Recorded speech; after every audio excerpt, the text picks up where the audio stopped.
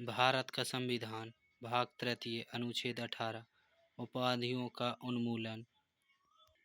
राज्य द्वारा कोई भी उपाधि जो सैन्य या शैक्षणिक सम्मान से इतर हो प्रदान नहीं की जाएगी।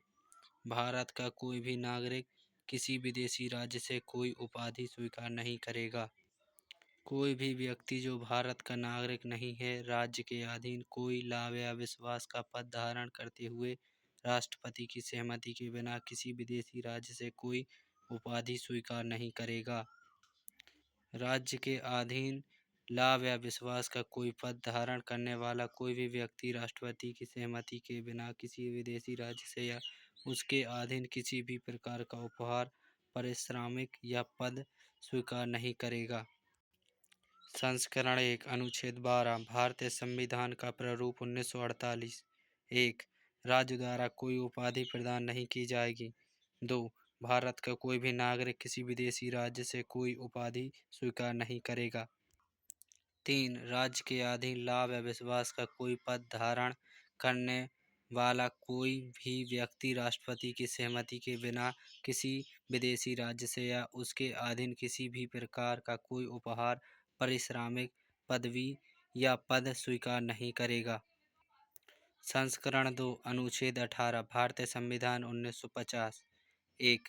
राज्य द्वारा कोई भी उपाधि जो सैन्य या शैक्षणिक सम्मान से इतर हो प्रदान नहीं की जाएगी। भारत का कोई भी नागरिक नहीं है, राज्य के अधीन कोई लाभ या विश्वास का पद धारण करते हुए राष्ट्रपति की सहमति के बिना किसी विदेशी राज्य से कोई उपाधि स्वीकार नहीं करेगा। 3. भारत का कोई भी नागरिक किसी विदेशी राज्य से कोई उपाधि स्वीकार नहीं करेगा। 4. राज्य के अधीन लाभ या विश्वास का कोई पद धारण करने वाला कोई भी व्यक्ति राष्ट्रपति की सहमति के बिना किसी विदेशी राज्य से या उसके अधीन किसी भी प्रकार का कोई भी उपहार, पारिश्रमिक या पद स्वीकार नहीं करेगा। सारांश। मसौदा अनुच्छेद 12 अनुच्छेद 18 पर 30 नवंबर और 1 दिसंबर 1948 पर बहस हुई। इसमें उपाधियों को प्रदान करने और मान्यता देने की प्रक्रिया को समाप्त कर दिया। मसौदा समिति के एक सदस्य ने एक संशोधन का प्रस्ताव रखा जिसमें स्पष्ट किया गया कि सैन्य और शैक्षणिक विशिष्टता से संबंधित उपाधियों को मसौदा अनुच्छेद के दायरे से बाहर रखा गया है। इस सभा ने बिना किसी बहस के स्वीकार कर लिया। एक अन्य सदस्य खंड 2 में संशोधन करना चाहते थे ताकि यह स्पष्ट हो जाए कि राज्य किसी विदेशी राज्य द्वारा दी गई किसी भी उपाधियों को मान्यता नहीं देगा।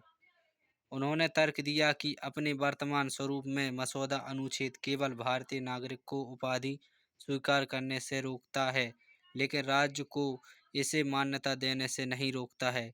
इसके अलावा उन्होंने बताया कि इसके लिए कोई दंड या परिणाम निर्धारित नहीं किया गया है।